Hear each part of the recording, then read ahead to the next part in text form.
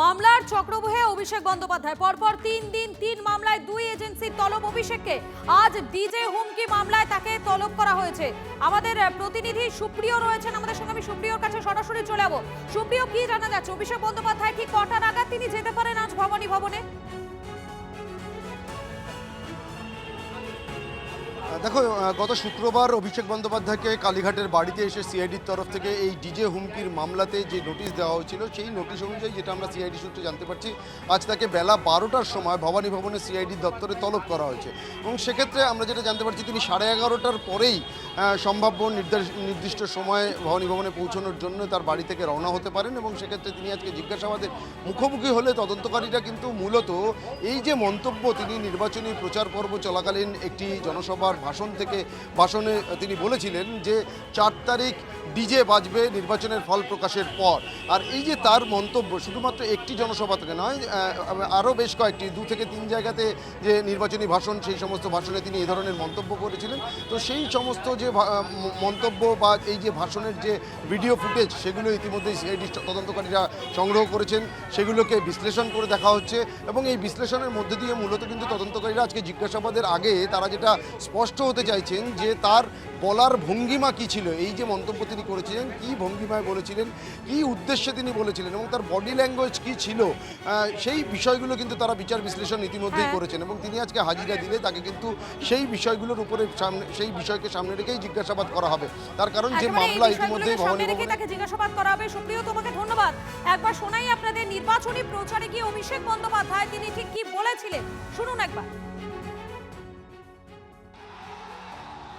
4 তারিখ 12টার পরে কোন জল্লাদের কত ক্ষমতা আর কার দিল্লির বাবা কাকে বাঁচাতে আসে আমি 4 তারিখ দেখব। আর 4 তারিখ মমতা বন্দ্যোপাধ্যায় যতই উদার হোক, আরামবাগের স্টিয়ারিং আমার হাতে থাকবে। ডিজে তো বাজবেই, এমন জোরে বাজবে কান ঝালাফালা করে দেবো। আপনারা শুনলেন ঠিক কি বলেছিলেন অভিষেক বন্দ্যোপাধ্যায়। এবং তার এই বক্তব্যের পরিপ্রেক্ষিতে শুধুমাত্র বাগুইআটি থানা নয়, শিলিগুড়িতেও একটি অভিযোগ দায়ের হয়েছে। যিনি অভিযোগ দায়ের করেছেন কি জানাচ্ছেন শোনাবো। সবসময় শুনে থাকি আইন সবার জন্য বরাবর। আমি এই মামলাটা করে দেখতে চাই যে আইন কি সত্যি করে সবার জন্য বরাবর। এই উক্তিটা, এই বক্তব্যগুলা যদি আপনার আর আমার মুখে থাকতো, তাহলে কিন্তু আমি অথবা আপনি আজকে কারাগারের পিছনে থাকতাম। প্রশাসন আর মহামহিম আদালতের কাছে আবদার করব যে এই মামলার শুনানি হোক, যত থানায় এনার নিয়ে অভিযোগ হোক, সব থানায় ইনি দৌড়ান। আর ইনি বুঝতে পারেন যে একজন সাংসদ হয়, এই বক্তব্যগুলা দেওয়ার আগে ওনাকে চিন্তা ভাবনা করা উচিত ছিল। আর এই নিয়ে ইতিমধ্যেই শুরু হয়েছে রাজনৈতিক চর্চা। ঠিক কি বলছে বিজেপি এবং তৃণমূলের পক্ষ থেকে শোনাই আপনাদের। সব তো শুরু হয়েছে না, রাস্তা হাঁটতে আরম্ভ করেন, কেউ আগে পৌঁছাবে কেউ পরে পৌঁছাবে, রাস্তা তো খোলাই আছে।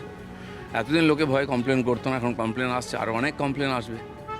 আর যেরকম যোগ্য তথ্য আসবে সে অনুযায়ী পুলিশ কাজ করবে। পরপর 3 দিন জিজ্ঞাসাবাদটা মনে হচ্ছে কোথাও এক সূত্রে গাঁথা। মানে একজনকে টার্গেট করে না করা হলে পরপর 3 দিন, মানে 2-3 রকম এজেন্সি একজনকে আটকে রাখা, হ্যারাস করা, দীর্ঘক্ষণ ধরে মানসিক চাপ দেওয়া, এটা খুবই সমস্যা।